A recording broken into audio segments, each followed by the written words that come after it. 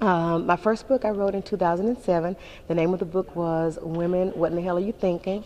And like I said, when I first wrote that particular book, publishers let me know point blank, publishers and booksellers, that there was no way for my book to be placed on their shelves if I didn't have some Google pages with my name on it. Basically what they were saying is that nowadays, before they even consider having a particular author placed on their shelves, they go to Google and Google the individual by name. And if their name doesn't appear, if there's not any kind of information or content out there about them on Google, then they're not going to consider you. So that's kind of how I got started. Because initially I had no idea about social media, social marketing, social networking, had no clue what that was about. And once they told me that, I made it a part of what I do to find out how to get that done. Because initially, as an author, you don't have a whole lot of funds out there to hire these huge publicity people and PR people and marketing, all of that, and it can get really, really expensive.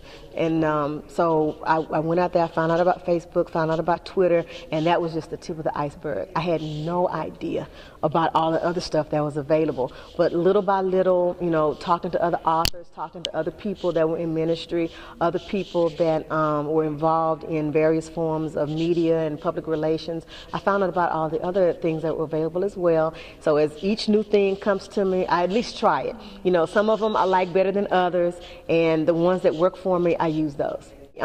Before social media, nobody knew who I was.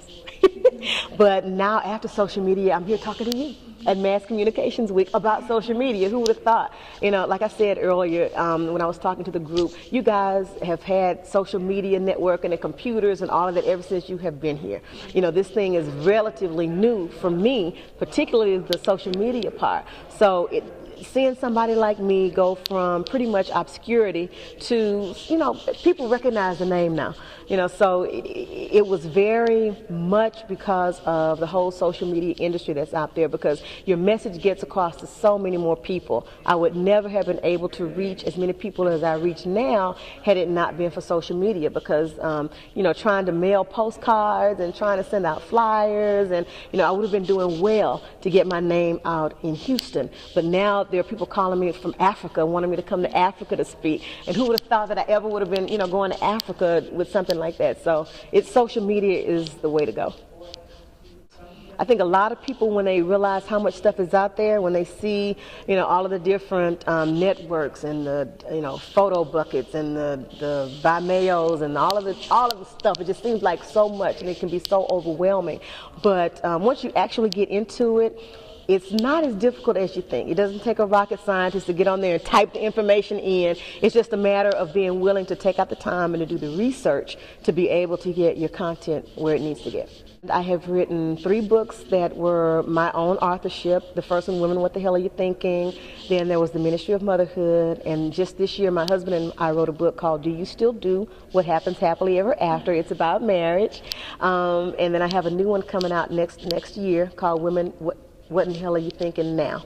But I've also been a part of some great anthologies, which are books that are written by several authors.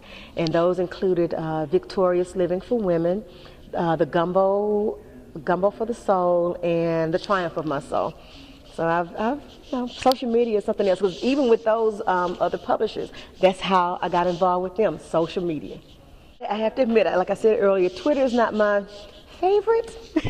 So really, a lot of the things that I post on Twitter are through like ping.fm and Hootsuite. But I'm getting better at it. I actually participated in a Twitter chat the other night. That was different.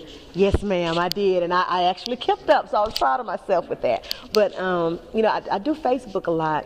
MySpace, not as much as I used to, but with like videos and things like that. I have a channel on YouTube, so I do that. I have a channel on Vimeo and Metacafe, and because I am a minister, I also do GospelTube and there's another one that I do. I can't think of the name of it now, and I post my videos quite often, and there's a thing called Cinchcast out there also that I use for audio.